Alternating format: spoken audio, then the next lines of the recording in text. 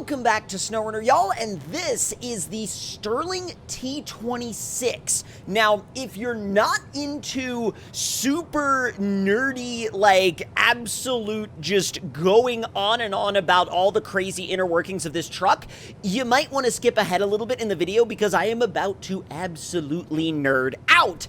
The reason being is that if you look under this truck, look at the two front axles, okay? Look at the two front axles, look at the two rams that go to the carrier above the front axles, and then look at the chain drive system. Now watch this when I steer it. The entire carrier spins, or rather rotates, as one unit.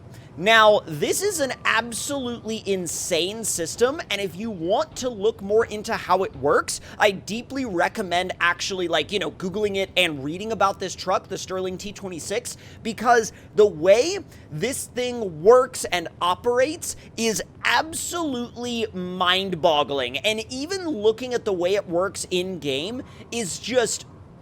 it melts your brain. And keep in mind, this one that I have right now is completely stock. I haven't added anything to it at all. But what we're going to do now is head inside the garage, customize it, and see what we can actually do with it with all the options that we have. And then we're going to take it out for a drive. So let's fire it up.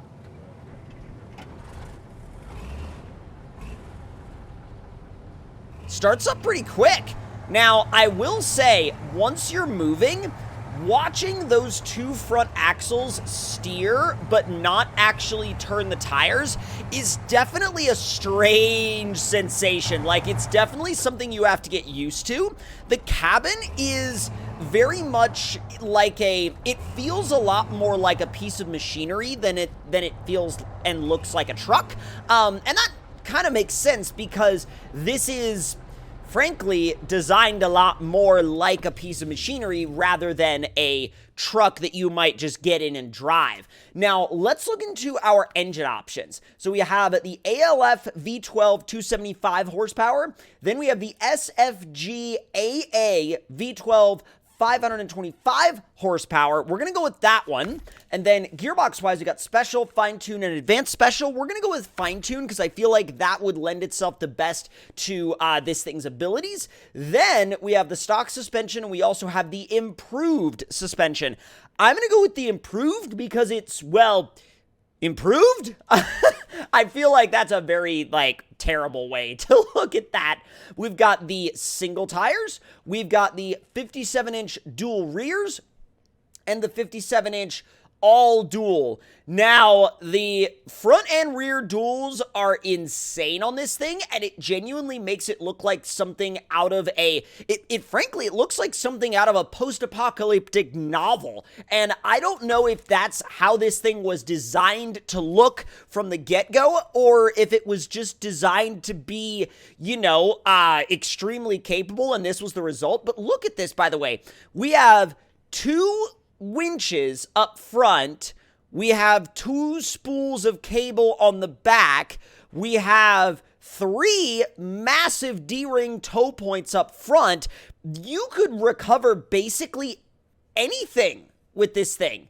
You genuinely could recover whatever you wanted. We're going to put the engageable diff lock on it, and we've got room for a couple of spare... well, actually, no, just one spare, but that's fine. Now, let's go ahead and do the wedge cap snorkels. And now, let's see, there's an additional frame section that we can put on, and then that will allow us to install, let's see, heavy single drum winch. Oh, look at that. There's also the articulated towing wait a minute. That doesn't look like an articulated towing platform. Oh, well, maybe it just has sides. Huh. That's interesting. Sideboard bed, body with repair points, IM50 loading crane, fuel tanker, PC320 heavy crane, short logging frame. There's a lot you can put on this thing. You could really do just about whatever you wanted with it. You could also do saddle high and low, and that'll allow this thing to basically be whatever type of semi-truck you would prefer it to be. But for our purposes for this test, we're going to do this canvas-topped repair body and see what this thing is like to drive after we finish all of the other upgrades, of course. Now, let's see. We've got a couple of different options for the rear bumper. I'm going to do this toe loops one, And then, let's see, front side, dark downward sun visor. I mean, I don't know if I want that. I'm back and forth about that. I think I'll do it, but I'm not entirely sold on it. So we could do some mud guards, and I think I'll do these, but not the others. Now let's see. Front bumper wise, we got heavy pipe, lattice, and crossbar with fog lights. I think I'm gonna just leave that off because I think it looks a little bit more authentic without them. Miscellaneous wise, we got some beacons we can put up there. What the? Oh my God. Well, that's a thing. I guess if you want this thing to be a tactical vehicle, you could also do that. This person does exist, in fact. So let's see. Twin horns. Oh, that takes away the other beacon. Searchlight. Whoa, that's so sick. You have forward and rear-facing searchlights. Wait, Luke? Roof access? Am I missing something here? Okay, and then roof rack. Oh, okay, neat. Now let's see. Heat shielded exhaust, another heat shielded exhaust, or the stock exhaust, which has a flap on top of it. We'll do the one with the flap, actually. Now let's see. What kind of wheel options do we have? I'm probably going to stick with the stock. I like the stock. Oh my God. That is, what do they call the terminology for this? That is aggressively American. Oh my God. Whoa. This is nuts. That's like an army style design. I might do that actually. And then we could definitely throw beans on the dash. And then let's see, accessories wise, we've got your standard assortment of accessories, your playing cards, your, all the different, why are they doubled? I don't understand why they're doubled. That doesn't make any sense to me. But let's see, you got a couple of windshield stickers you can do as well. And now that we've gone all the way through the customization, let's see what this thing is actually like to drive. Keep in mind, we did put in the upgraded engine as well. Holy smokes. This thing with that looks so odd. When both axles turn in the front with the duals in the front as well, that is such a strange sensation to watch. It's not bad, it's just like you never see vehicles operating that way. That's kind of how you would see a tracked vehicle operate rather than a wheeled vehicle. And seeing it on a wheeled vehicle is such a different type of thing. It's such a different type of feeling, God, with that upgraded engine, the 500 plus horsepower engine, this thing hauls. And it hauls a lot more than I was expecting. I was expecting this thing, even with the maximum engine, to be slow. Because frankly, it's huge, it's heavy, it's got a lot of mass to move around. But it lumbers about, but it's certainly not what I would call slow, especially not for something of this size and frankly, just overall magnitude. All right, what are we looking for hill climbing potential? Yes. We are looking at yes for hill climbing potential. Okay, well, let's back it down before it flips. Too late, it already flipped. How hard is it to flip this thing back over? That's what I want to know. These are the important questions. These are the questions we need to be asking and answering. And actually, it's not that bad to flip back over. If you happen to flop it, you're not completely out of luck. What a wild and wacky looking vehicle. Like, in the best way possible, though. Can you imagine seeing this thing driving towards you across the horizon? I would both be massively intrigued and also enormously terrified. Those would literally be my two emotions in that scenario, and I'm not ashamed to admit either one of those. Looks like we got a little bit of damage on the outside of the tent.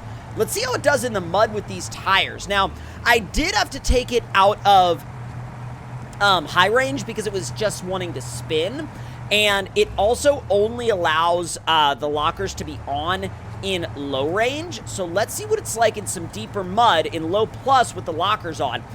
So far, it's a cruise. Yeah, it's an absolute cruise so far. Let's see if we can flip it around and dive it right back into this mud. Slowing down a little bit. Let me bring that down to standard low because I feel like that's about all the speed we're going to be able to use. And I think, I mean, while it is a slow go, speed isn't really the purpose of this thing. The purpose of this thing is to get to basically wherever you possibly want to / need to go with no concerns whatsoever about anything that may or may not be in your way, because anything that would get in this thing's way would be enormously stupid, and that's about all there is to that. Now, I do want to try the dips obstacle with it before we go over to the bridge jump, because I feel like the bridge jump is either going to go very well or very bad. It's going to be one of those two. So let's put the lockers on, head on into the dips. Oh, wow. Oh, wow. Look at this. That's incredible. I mean, we're going a little fast, so it kind of smashed the cab into the ground a little bit, but if we slowed it down to like standard low, this would be perfect. And that's where you can really see how that suspension benefits a truck like this. All right, bridge jump time. I'm very ready for this. We're going to make a run up to it in automatic mode. We're going to give it full beans down the hill. And then once we've reached our max cruising speed, we're going to put it in neutral to allow gravity to take over and pick up even more speed. So we should get a really good launch off of this bridge jump this time. And the horn is definitely fitting. I mean, let me hit it again. Yeah, that's definitely fitting. Ooh, easy. Make the corner, please. Come on. All right, let me make my way up this hill. All right, Beans, you ready? It's either going to be really good or really, really, really bad. All right, here we go. We're going to be going into first person, mainly because, all right, there's fifth. We need neutral. But yeah, if we go into first person, it will prevent the camera from glitching under the bridge. All right, here we go. Sent. Oh my God, not even a lick of damage. Not a lick of damage. Holy smokes, that was insane. All right, well, this might very quickly go right up to the top of some of my favorite heavy trucks to use in this game. And if y'all enjoyed this video, let me know your thoughts and opinions in the comments down below. And if you're new around here and you'd like to see more, hit that subscribe button and turn those notifications on. And I will see y'all next time.